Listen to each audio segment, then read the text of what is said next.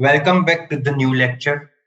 तो इसके पहले के लेक्चर में हमने स्टडी किया था कि फ्लैट स्लैब क्या है, वो जनरल स्लैब से कैसे डिफरेंट होता है और उसके टाइप्स क्या है।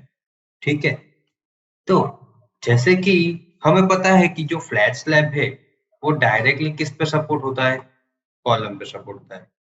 तो जैसे कि मैंने ये इसमें से एक पैनल को लिया, ये वाले पैनल को मैंने कंसीडर किया है।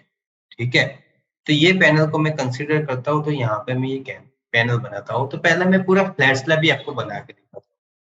तो ये है हमारा फ्लैट स्लैब। ठीक है,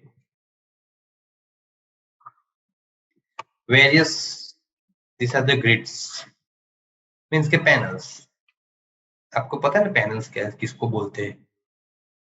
from centre to centre distance of the column is considered as the panels. ठीक है, ये सारे हैं हमारे कॉलम्स। ठीक है, ये कॉलम ड्रॉ करने में बहुत डिफिकल्ट है, मीन्स के टाइम बहुत ले लेता है। अब जैसे कि आप जो सब्जेक्ट पढ़ रहे हो, कौन सा है कि फ्लैट स्लैब, वो एडवांस फ्लैट स्लैब सब्जेक्ट है। ये सब्जेक्ट ये मीन्स के ये चैप्टर के सारे स्टेप्स है ना बहुत लेंथी है, बट इट इज इजी। सिर्फ लेंथी है, इजी है। तो ये जो पोर्शन है, ये वाला, ये जो कॉलम के सेंटर से शुरू होके दूसरे कॉलम के सेंटर और उस पे शुरू होके ये कॉलम का सेंटर और यहाँ से कॉलम का सेंटर और ये कॉलम का सेंटर होता है ना, तो उसे क्या कहते हैं? हम एक पैनल कहते हैं। क्या कहते हैं? Panel. From centre to centre distance of the column. अब जब भी इस पे कोई इफेक्ट होगी ना, तो इसका लोडिंग रिफ्लेक्शन डायग्राम ऐसा होता होगा।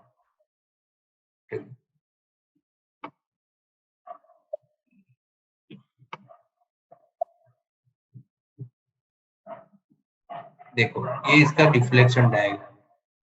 ठीक है, तो ये सब जगह डिफ्लेक्ट होता होगा। ये कॉलम इस कॉलम के साथ, ये उसके साथ, ये पोर्शन सारा डिफ्लेक्ट होता होगा। तो स्लैब यहाँ पे डिफ्लेक्ट होता होगा। इसका मीनिंग क्या हो गया कि यहाँ पे कॉलम के ऊपर पॉजिटिव नेगेटिव बोथ टाइप की मोमेंट की इफेक्ट होगी। पॉजिटिव मीन्स क्या कहते हैं? Sagging, sagging effect. क्या कहते हैं उसे? Sagging moment. और नेगेटिव मीन्स क्या कहते हैं उसे? हॉगिंग। ठीक है, हॉगिंग। तो हमें दोनों के लिए रिइंफोर्समेंट प्रोवाइड करना पड़ेगा, जैसे कि मिडल में भी होगी। तो अब हम इसे रिइंफोर्समेंट कैसे प्रोवाइड करेंगे? क्योंकि वन वे और टू वे स्लैब जो हम पढ़ रहे थे, कौन सा? वन वे और टू वे। तो वन वे स्लैब में हम कौन सा रिइंफोर्समेंट प्रोवाइड करते थे? एक तो मेन रिइंफोर्समेंट प्रोवाइड करता था, जो हमारा जो मेन मोमेंट होता था वो रेजिस्ट करता था।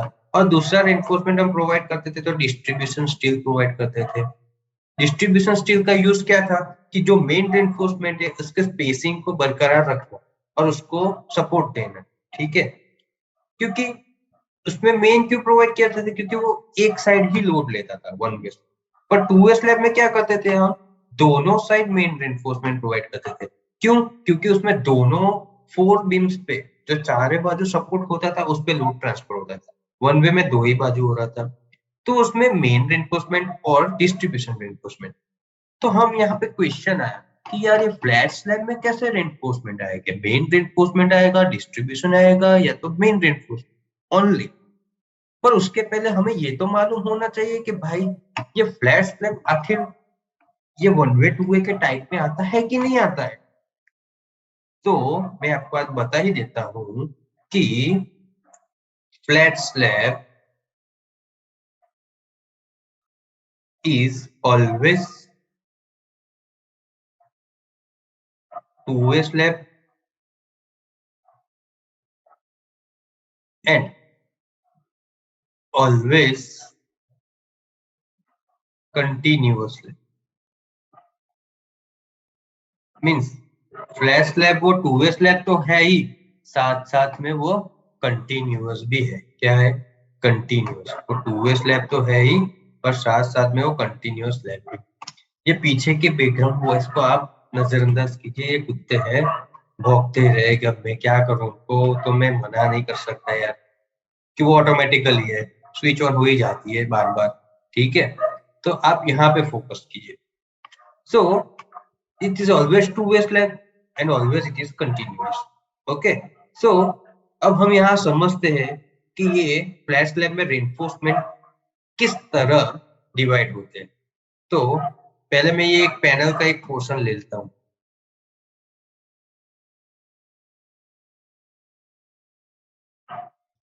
सॉरी, मेरा ड्राइंग थोड़ा यहाँ पे हाथ नहीं बैठ रहा है क्योंकि ये मैं नई चीज लेके आया हूँ ना, तो मैं थोड़ा इजी कर देता हूँ आपके लिए। ठीक है, समझ लो कि ये फ्लैट स्लैब की एक पैनल है। ठीक है, और पैनल के यहाँ पे कॉलम है।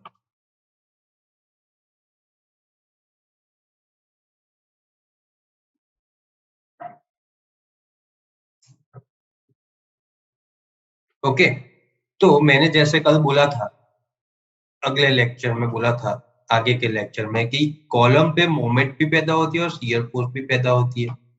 तो इसका मीनिंग ये नहीं कि मिडल में भी मोमेंट और शियर फोर्स पैदा नहीं होगी। मिडल में मोमेंट तो पैदा ही होगी ना। तो मिडल में हमें रिइंफोर्समेंट तो प्रोवाइड हम जनरली करते ही है, वन वे और टू वे में। तो क्या कॉलम के आसपास जो मोमेंट पैदा हो रही है उसको रेजिस्ट करने के लिए हम कुछ नहीं करेंगे? उसको रेजिस्ट करने के लिए भी कुछ करना पड़ेगा ना। तो उसके लिए हम क्या करते हैं, ये पोर्शन को, इसके आजू बाजू के पोर्शन को हम कॉलम स्ट्रिप में डिवाइड करते हैं। क्या करते हैं, यहाँ जो पोर्शन है इसे हम कॉलम स्ट्रिप में डिवाइड करते हैं। ये पोर्शन को हम कॉलम स्ट्रिप देते हैं। ठीक है, इसको ऐसे भी कॉलम स्ट्रिप।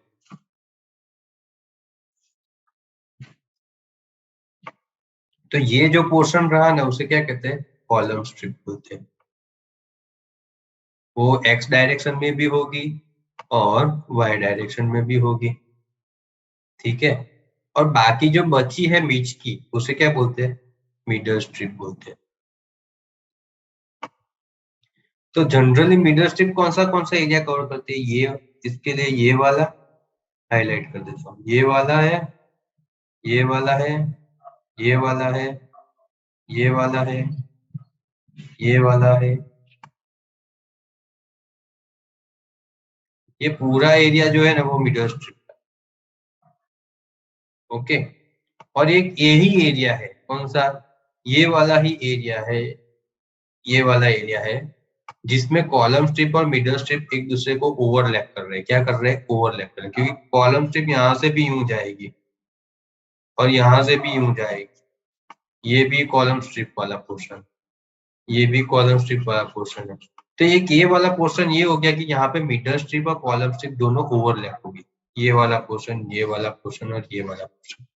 ठीक है, तो कॉलम स्ट्रिप में हम जो रेनफोर्समेंट प्रोवाइड करेंगे, वो कॉलम के आसपास जो मोमेंट लगेगी, ये पोर्शन के अंदर मोमेंट लगेगी, ये पूरे पोर्शन के अंदर, उसको रेजिस्ट करने के लिए प्रोवाइड करेगी। और मिडल स्ट्रिप में जो रेनफोर्समेंट प्रोवाइड करेगी, वो जनरली स्लैब के द्वारा जो मोमेंट डिफ्लेक्शन होगा बीच में, उसको रेजिस्ट करने के लिए मिडल स्ट्रिप में रेनफोर्समेंट प्रोवाइड करेंगे। इट मींस कि the reinforcement will be provided in the reinforcement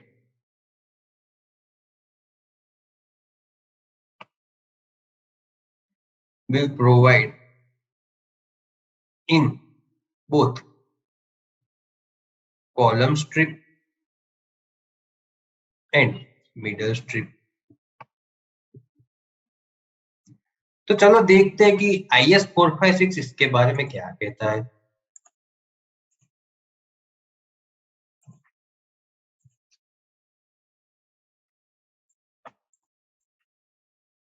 ये है कॉलम स्ट्रिप।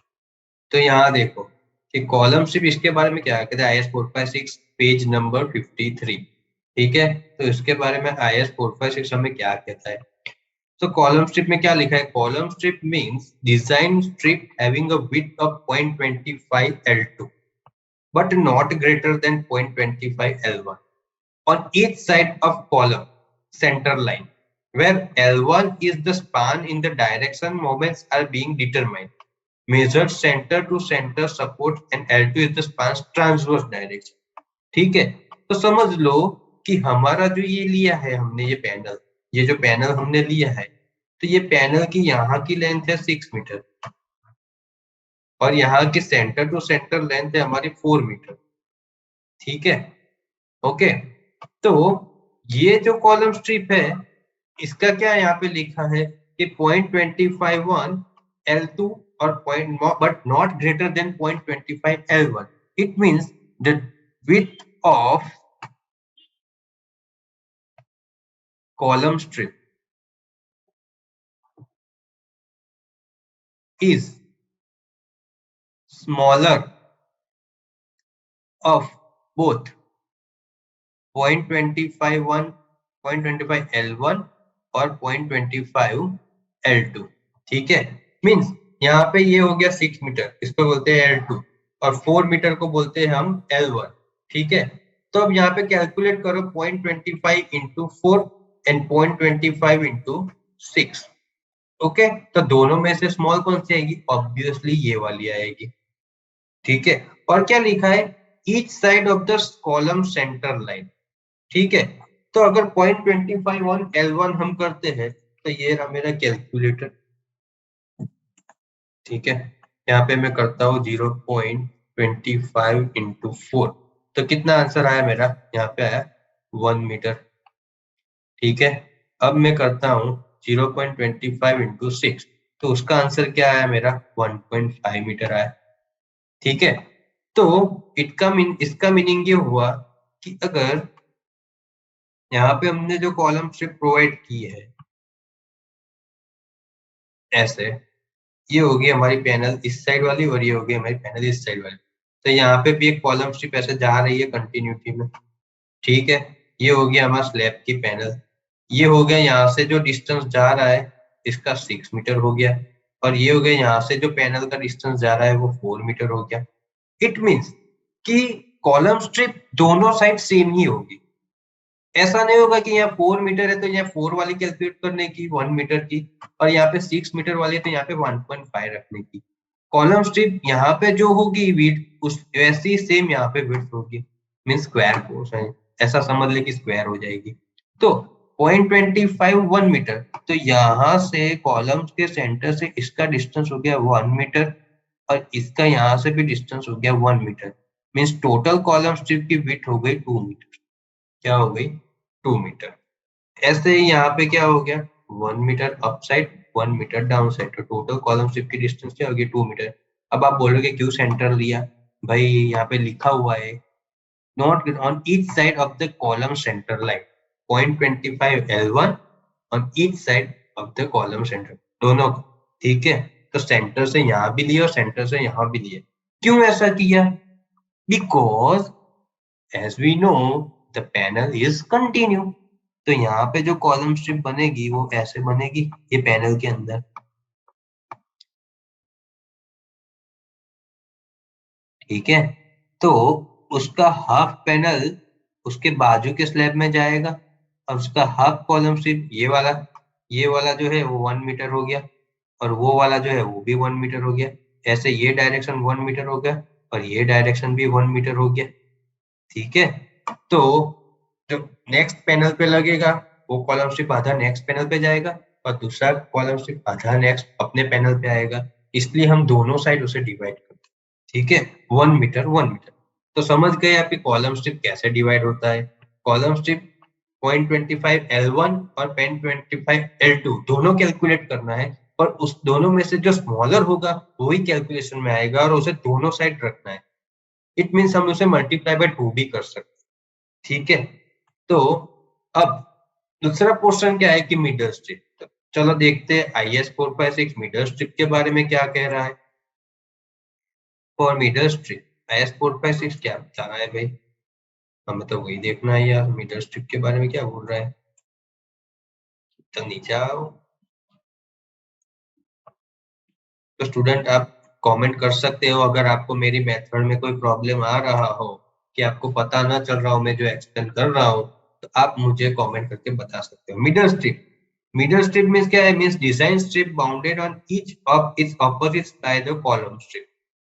क्या लिखा है? Middle strip means design strip bounded on each of its opposite side by the column strip. Means जो column strip हमने provide की उसमें से जो बची हुई है उसे मिडल स्ट्रिप बोल देंगे. तो अब एक नई फिगर मैं आपको बना के दिखाता हूँ कैसे. ये देखो, अब हमने पहले ये बनाया था, ठीक है, और यहाँ पे मैंने कॉलम लिया था ऐसे,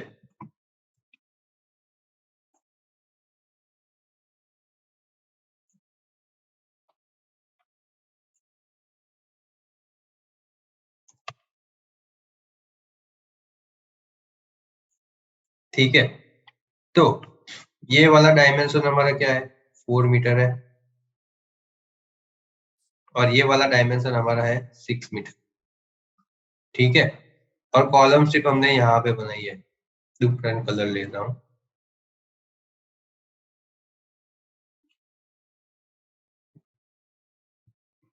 समझ लेना कि मैंने लाइन स्ट्रेट ही ड्रॉ, फिर भी कर देता हूँ, चलो ना, आपको थोड़ा समझ में आ जाए तो मैं लाइन स्ट्रेट ले लेता हूँ।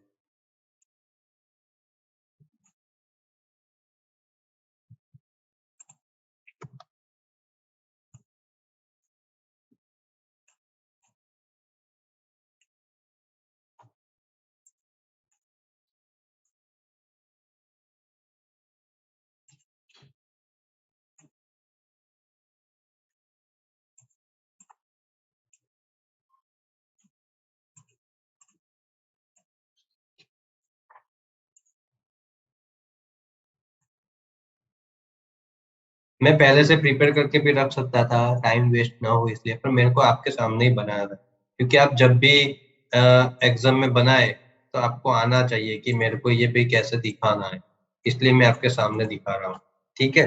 तो ये हमारी, जैसे मैंने कैलकुलेट की, तो हमारी कॉलम स्ट्रिप यहाँ से कितनी हो गई,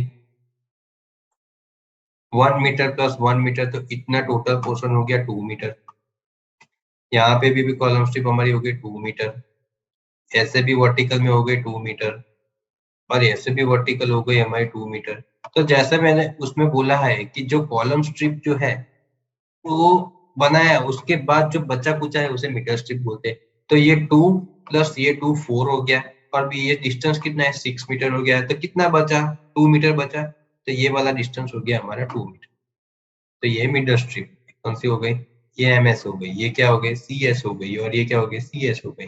ऐसे यहाँ पे क्या है, यहाँ पे तो 2 और 2 4 हो गया, तो मीटर स्ट्रिप है ही नहीं। चलो ऐसा ना हो तो इसका डायमेंशन थोड़ा बढ़ा देते, तो 5 मीटर समझ लो, तो कितना हुआ, ठीक है। तो यहाँ पे कितना बचेगा, 1 मीटर बचेगा। कॉलम स्ट्रिप चेंज हो गए, पर आप समझ गए ना कि मैं कहना क्या चाहता हूँ। ये मैंने एग्जैक्टली डायमेंशन आपको एक्सप्लेन करने के लिए कोई बुक का नहीं लिया है, इसलिए वो 2 और 2 4 हो गया, तो बीच में कुछ बचता ही नहीं, तो मीटर स्ट्रिप तो आएगी ही नहीं। पर मैंने थोड़ा समझाने के लिए ये 5 कर दिया है, ठीक है। क्योंकि आप बोलोगे कि 5 करोगे तो भाई ये कॉलम स्ट्रिप तो चेंज हो जाएगी, आई नो चेंज हो जाएगी, पर मैं थोड़ा एक्सप्लेन करने के लिए किया। तो बीच का जो पोर्शन है इसे मिडल स्ट्रिप बोलते हैं, ओके। तो हमें रेइंफोर्समेंट कॉलम स्ट्रिप के लिए भी गिनने हैं और मिडल स्ट्रिप पे भी गिनने हैं, और दोनों साइड नेगेटिव भी आएंगे और पॉजिटिव भी आएंगे। क्यों, क्योंकि दोनों साइड कॉलम स्ट्रिप में हॉगिंग मोमेंट भी क्रिएट होगी और सैगिंग मोमेंट भी क्रिएट होगी, ठीक है। तो आपको पता चल गया कि ये कॉलम स्ट्रिप और मिडल स्ट्रिप होता क्या है। अब आप कब से बोल रहे होगे कि ये डिजाइन ऑफ फ्लैश स्लैब कर रहे हैं, डिजाइन ऑफ फ्लैश स्लैब कर रहे हैं, डिजाइन ऑफ फ्लैश स्लैब कर रहे हैं। तो डिजाइन ऑफ फ्लैश स्लैब जो कर रहे हैं वो हम किसके हिसाब से कर रहे हैं, तो एज पर IS 456/2000, और उसमें कौन सी मेथड आती है, तो डिजाइन, डायरेक्ट डिजाइन मेथड आती है,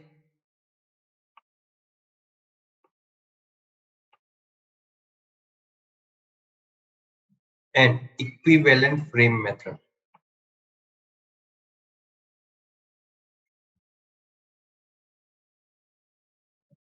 हम जो डिजाइन करने वाले हैं वो डायरेक्ट डिजाइन मेथड से करने वाले हैं, ठीक है।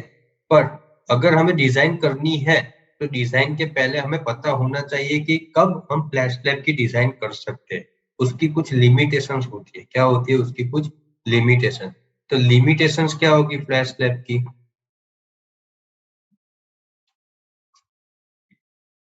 सोचो थोड़ा, आप भी सोचो, अकेला मैं ही सोचता रहूं ऐसा थोड़ी होता है। तो द लिमिटेशन होगी कि मिनिमम 3 स्पान होने चाहिए। Minimum there should be 3 spans. Okay, 2 span में हम फ्लैट स्लैब नहीं बना सकते, या फिर सिंगल स्पान में हम फ्लैट स्लैब नहीं बना सकते, इसलिए मिनिमम 3 स्पान तो होना ही चाहिए।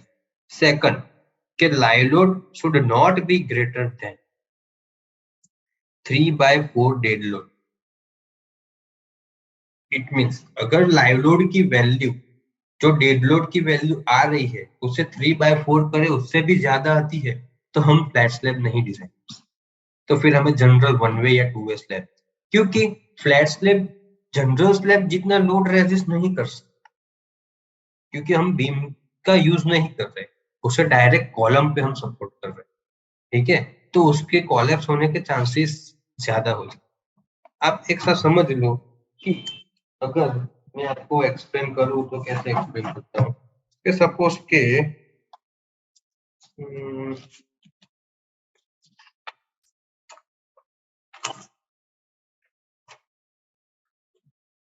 ये जो है, सपोज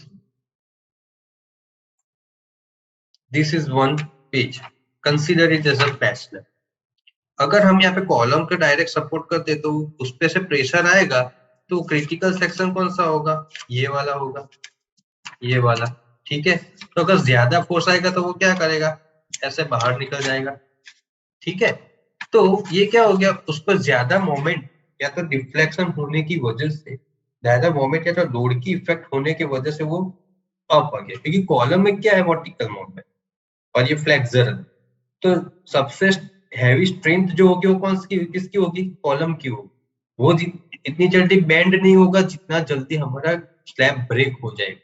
ठीक है, इसलिए जितना ज्यादा लाइव लोड उतना ज्यादा हमारा मोमेंट, बेंडिंग मोमेंट होगा, क्योंकि उतना ज्यादा हमारा लोड होगा।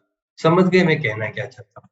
ठीक है, तो ये हो गया हमारा live load should not be greater than 3/4 dead load. Okay, तो ये सब है क्या, होगी ये लिमिटेशन। ये सारी थिंग मैं IS 456 के हिसाब से ही कह, ठीक है। तो अब मैं समझ में कह सकता हूं कि आपको समझ में आ गया है कि फ्लैश स्लैब आखिर में है क्या, उसके टाइप्स क्या है, उसमें रेनफोर्समेंट कैसे प्रोवाइड करते हैं, कॉलम स्ट्रिप में प्रोवाइड करते हैं और मिडल स्ट्रिप में प्रोवाइड करते हैं। अब ज्यादातर एक्सप्लेनेशन आपको कब पता चलेगा, कि जब मैं आपको एक न्यूमेरिकल सिखाऊंगा। ठीक है, पर न्यूमेरिकल को सीखने से पहले हमें उसके स्टेप्स पता होने चाहिए, कि कौन से स्टेप्स या किस ऑर्डर में हमें कैलकुलेशन। ठीक है, ABCD से ही स्टार्ट होता है, डायरेक्ट जेड पे नहीं पहुंच रहा। तो इसके बारे में हम अगले लेक्चर में सीखेंगे।